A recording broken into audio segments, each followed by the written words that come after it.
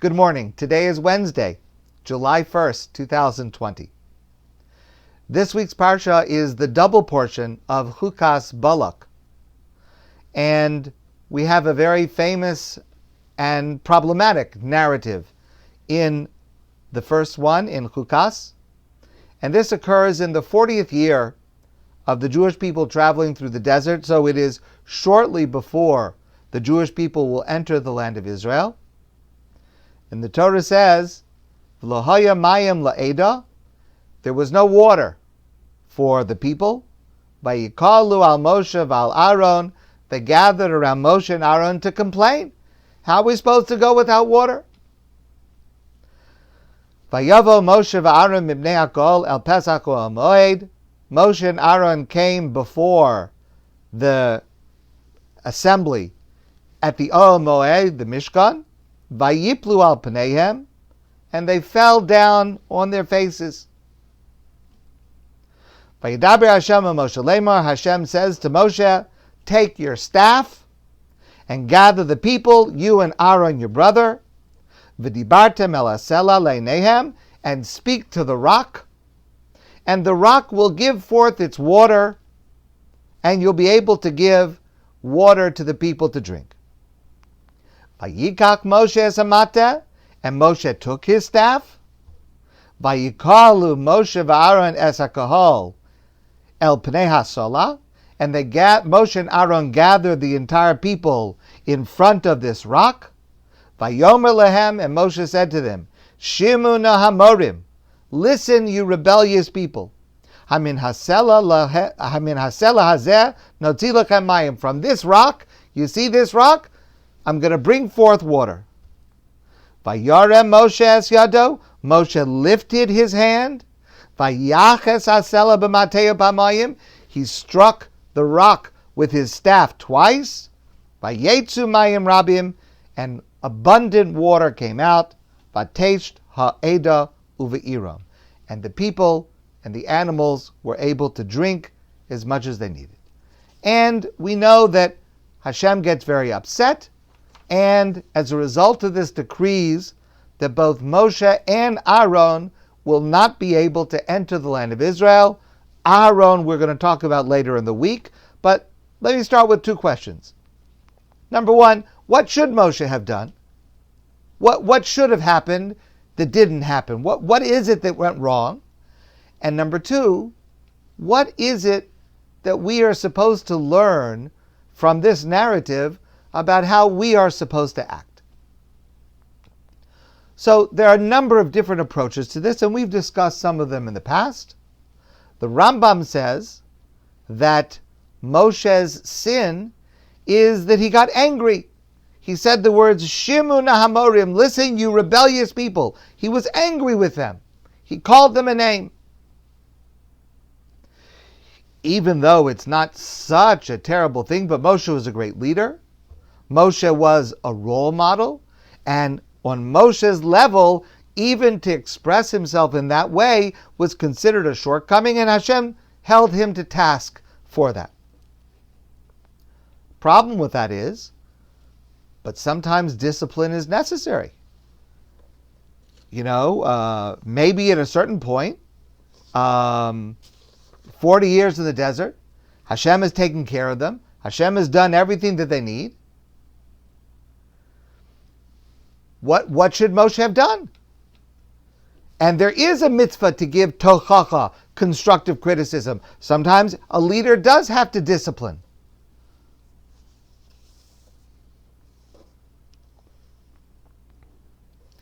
So, I'd like to share with you an answer that's given by Rabbi Elazar Shach.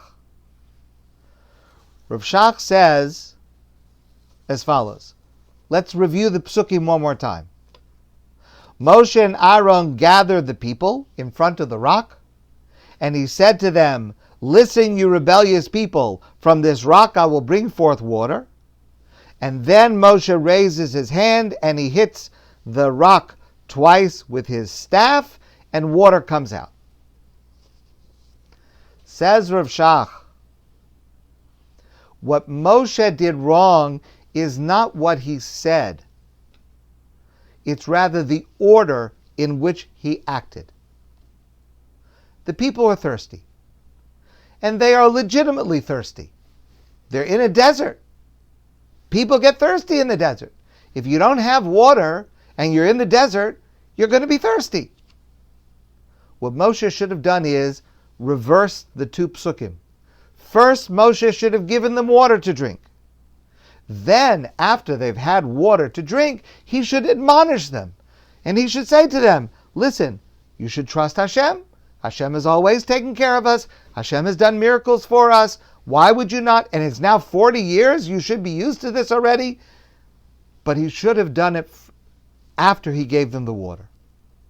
Tochacha, to discipline someone, to give them rebuke or constructive criticism, can only be done when it is done with love.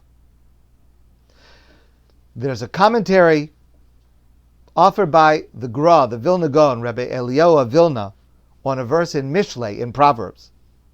And the Vilna Gaon says, yes, there is a mitzvah of tochacha, to give constructive criticism under certain circumstances. However, if you are upset, you are exempted from that mitzvah. Don't say anything while you're upset. Only after you calm down and you're able to speak calmly and you're able to convey in your words your love for the person to whom you are speaking, only then does the mitzvah of tochacha apply. Before that, you're an anus, you're exempt, you're pater. You're not able to do that mitzvah. And what we learn from this is that we are always required to have empathy for what another person is experiencing, even if they are experiencing it as a result of their own mistaken point of view. A friend of mine told me this insight, that this narrative of Moshe, the way Moshe acts here, is a mirror image of the way Moshe acted exactly 40 years earlier. You remember the famous midrash that Moshe was a shepherd in the fields of Moab, and he was looking after a flock of sheep, and one of the sheep ran away, and Moshe ran after the sheep. And the sheep sees Moshe's running, the sheep runs faster, and Moshe's running faster.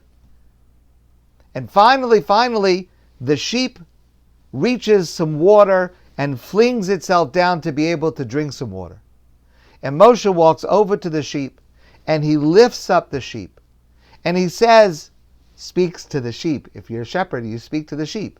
And Moshe says, had I known that you wanted water, you wouldn't have had to run. I would have carried you to bring you the water. And at that moment, says the Medrash, at that moment, Vayikra Elav Elokim, God calls out to him from the burning bush, Vayomer Moshe, Moshe. God says, Moshe, Moshe, Vayomer Hineni. Moshe says, here I am, to begin this role of leading the Jewish people. It's that moment of empathy, even for the sheep, that God decides this is the one to lead the Jewish people. And unfortunately, our Parsha is the mirror image of that. When I went to college, I attended Columbia University. One of the most famous professors at Columbia was the anthropologist Margaret Mead. I actually took courses in the anthropology department at Columbia, and one of my teachers was a student, a disciple of Margaret Mead. So I learned a little bit about her. Once she was asked by a student, what is the first sign of civilization in a culture? So the student thought maybe Mead would talk about finding a fish hook or finding a grinding stone that indicates production and civilization. But Margaret Mead said something else. She said the first sign of civilization in an ancient culture is when you find a femur, a thigh bone, that had been broken and then healed. Because in the animal world, If you break your leg, you die. You can't run from danger. You can't get to water. You can't hunt for food. No animal in the wild survives a broken leg long enough for the bone to heal before they die. A broken femur that is healed is a sign that someone has taken the time to stay with the one who fell, to bind up the wound, to carry the person to safety, and then to tend to the person during that recovery. Helping someone else through difficulty is where civilization starts. Sometimes you must discipline. You must criticize. But in order to be effective, and in order to fulfill the mitzvah of tochacha, it must be with love. And the way that you do that with love is conveyed in the tone that you use, in how you make the other person feel through what you are saying, and as Rav Shach teaches us from our parsha, to take care of them first. Once you've taken care of them, then you can proceed with what you want to say, because it's always got to be with love. My friends, I wish you a great day. I look forward to seeing you all soon in person.